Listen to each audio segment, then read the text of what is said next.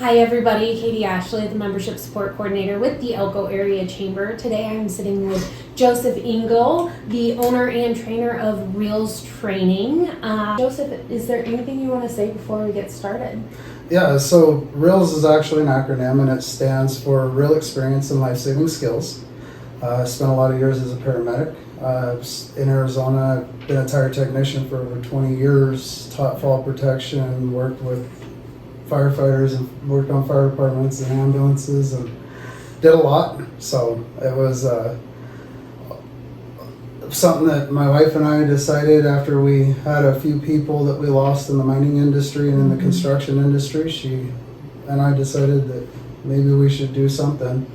And it was the only thing I could come up with. So awesome. So with all of your experience, you're kind of a well-rounded training. I try to be. Yeah. I try to be. There's a lot of stuff out there that we can't get rounded on, but yeah.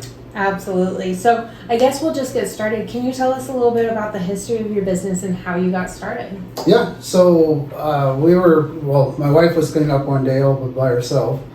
I was at work, and she had seen all the certificates and said, "What do you want to do with these? Why do you have all these?" And I said, "Well, it's years of accumulation." And I said, "I keep 90% of them. That way if I ever need them or need a job to run off of because I don't have the one I'm currently at, then I've got a backup contingency plan." And I don't think her idea theoretically was to start a business, but being ADHD, it was my idea and I ran with it, and here we are.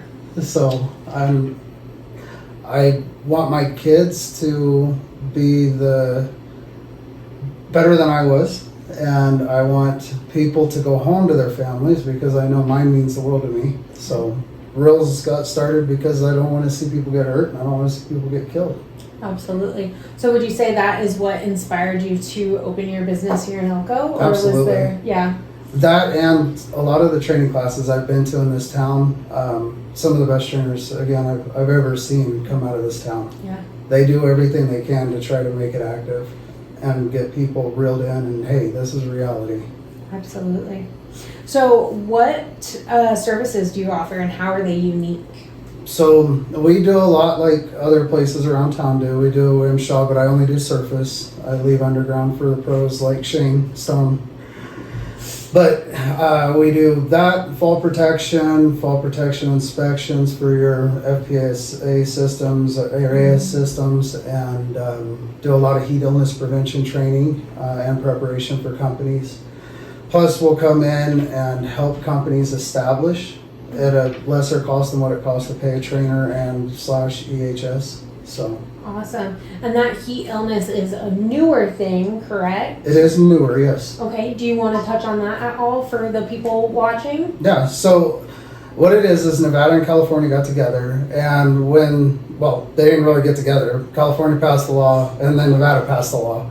And I swear some of these laws, they try to outdo each other. But California passed, they had in existence already the outdoor, and they added in the indoor training.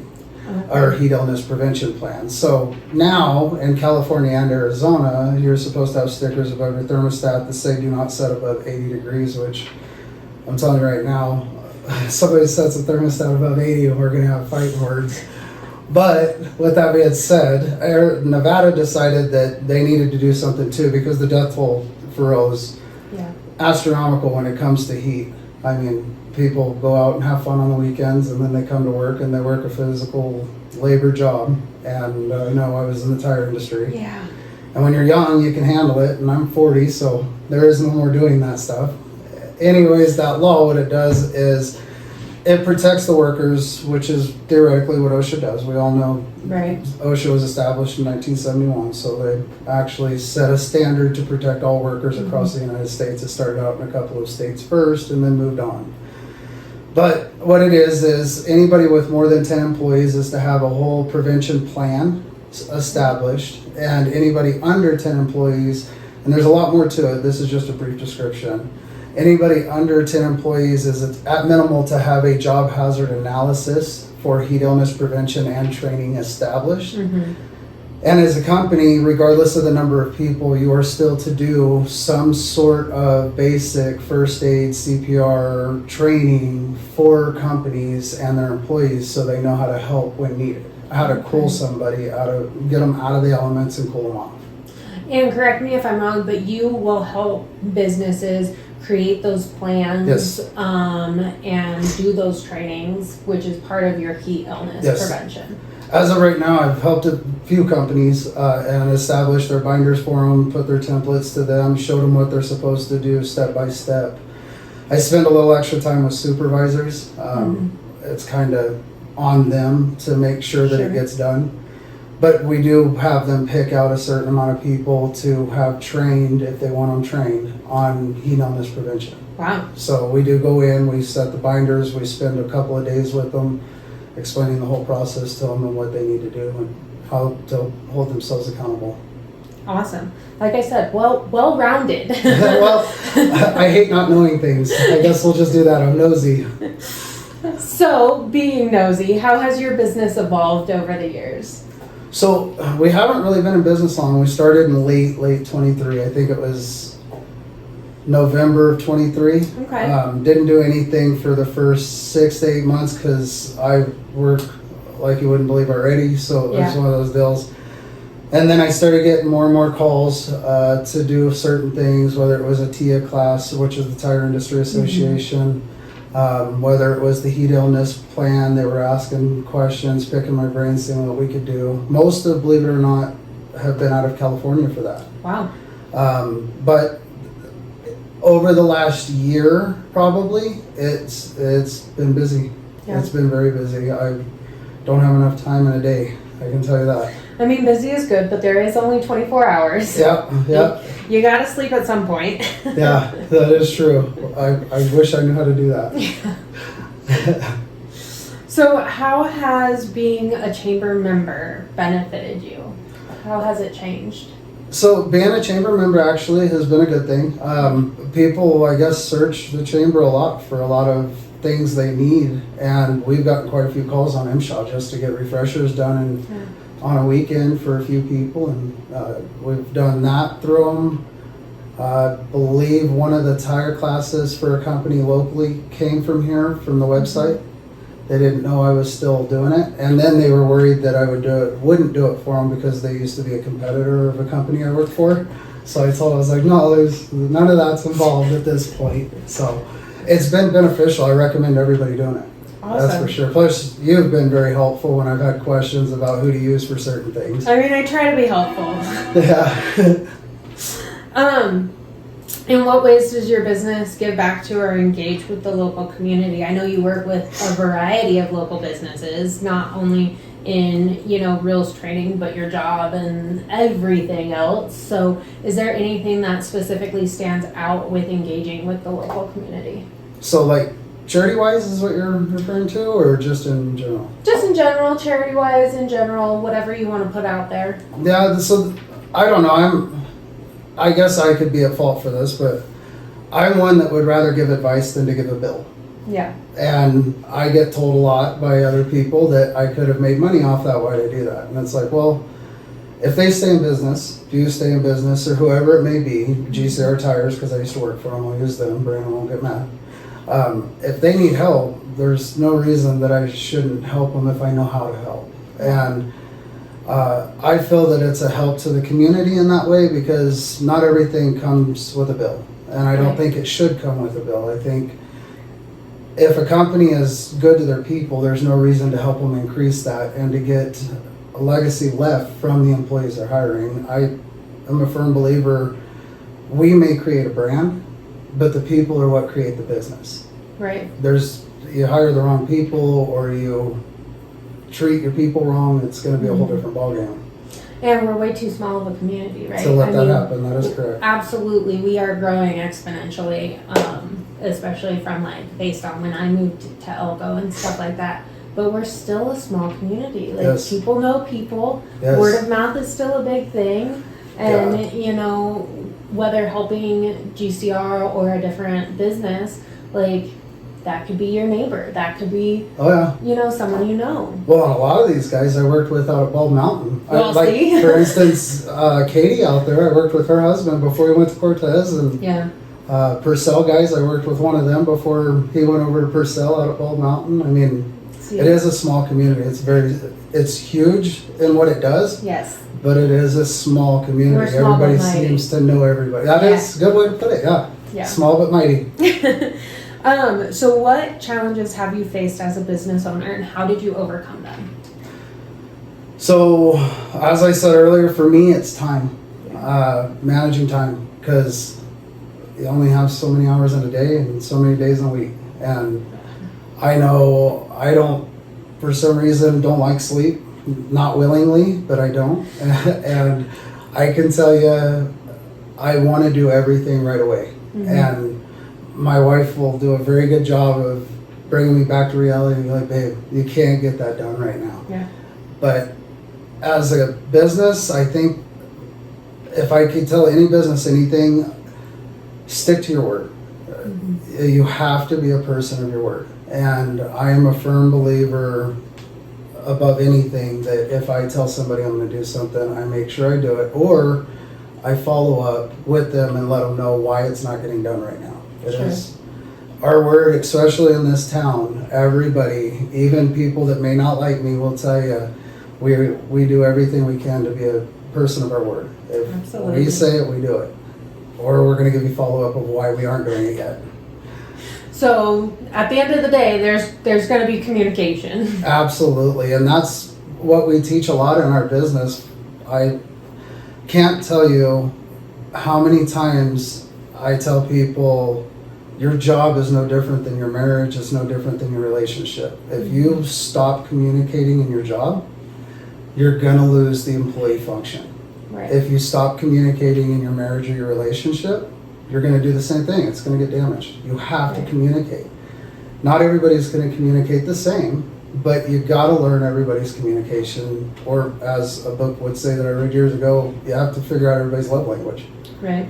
And there's only 7 of them for the most part. So I think for us, the struggle is being able to relate things to everyday people Mm-hmm. without being too harsh on the deaths that we've seen that are absolutely unnecessary for the most part, because we as people get into a rush, and when you put us into that industry, any industry, we really hurt ourselves. I don't know why it is, but if it wasn't for humans, we wouldn't have air. So That's true. as for the business, the struggle is keeping things in terms that everybody can understand, and time. I mean, you're not going to have enough time to do what you need. It's just not. Again, there's only 24 hours in a Yeah, day. yeah. How much are you putting through? I wish they would have stretched it to 48 or 72 in a day, but then that would be really hard. I don't think I could stay up that long, No. personally, but No, I wouldn't want to. no. I do 4 or 5 hours, I'm good for Yeah. sleep. No way I'm staying up for that long. So, finally, how do you stay ahead of trends and changes in your industry? I know you said that you love to learn and you just want to keep growing and know everything that you can. So, can you touch on that a little bit more? Yeah. For me, not knowing things is, to me, it's a crutch. Mm-hmm. And if I don't know something, I can't teach somebody about it. Sure. For instance, our children. We tell them all the time, that pot's hot, don't go touch it. That water's boiling, don't touch it. Mm-hmm. And then they touch it and they realize, oh, mom or dad was right, that's hot. Well, what do? They steer away from it next time. They know that that's not there. And what we, as trainers, try to do is prevent the physical aspect of that. Sure. And so the only way I can see doing that is by trying to stay ahead of the trend. In other words, I'm going to do everything I can to update everybody on how many deaths there has been in this industry or in this industry, general industry, construction, mining, doesn't matter, rail yard industry. But in order for me to do that, I can't be lazy. I have to hold myself to a standard. And when I feel complacent in that standard, just like a job, I have to continue to go above that standard. Because complacency is just as bad as not knowing. It is going to get you killed.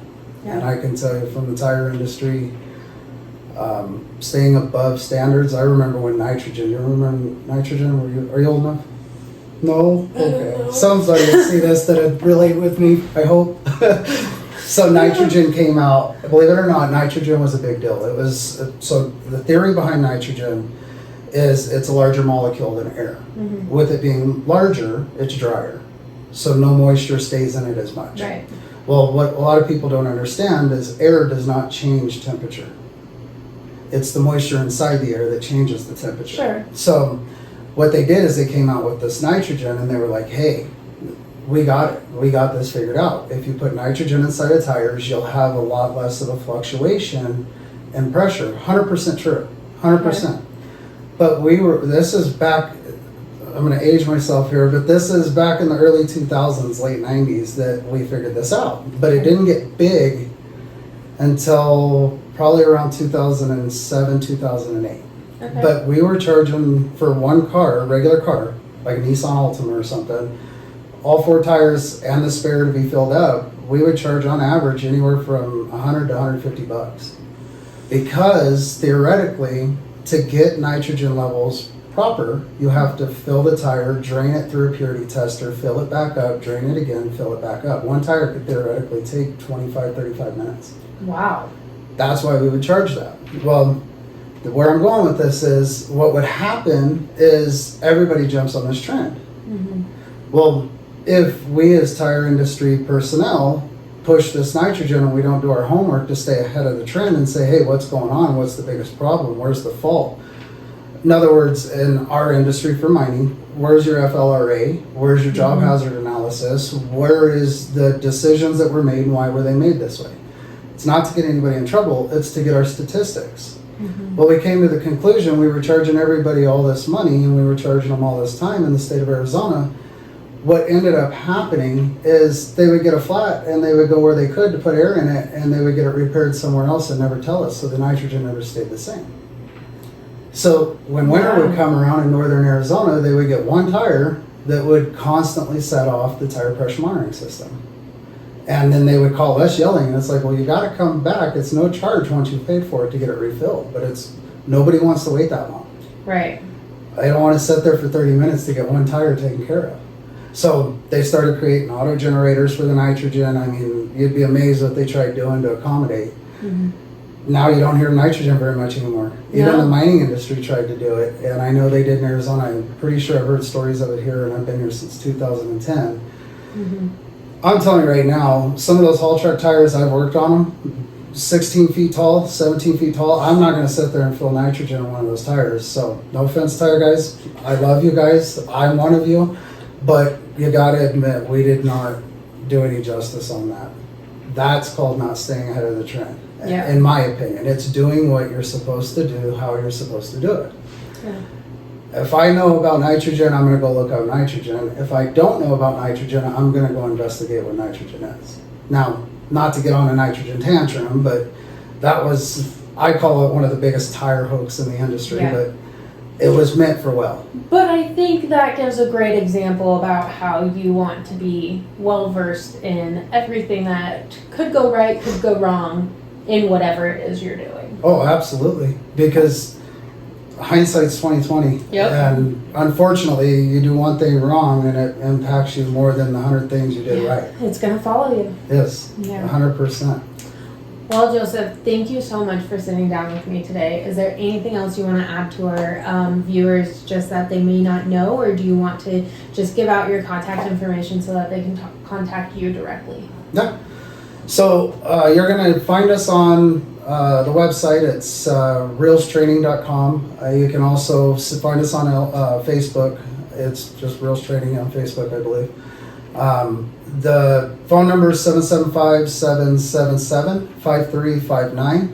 And we'll close it up with a quote that I tell everybody. Knowledge that's kept to yourself is knowledge that will soon and eventually be lost. Mm-hmm. So pass on what you know and keep people alive. Perfect. Thank you so much again for coming down and sitting with me. Again, I'm Katie Ashley, the Membership Support Coordinator at the Elko Area Chamber. You can find us on Facebook, Instagram, and YouTube at Elko Area Chamber, and check out our website, elkonevada.com, for all things happening with our chamber members and with us. Thanks, guys. Thank you.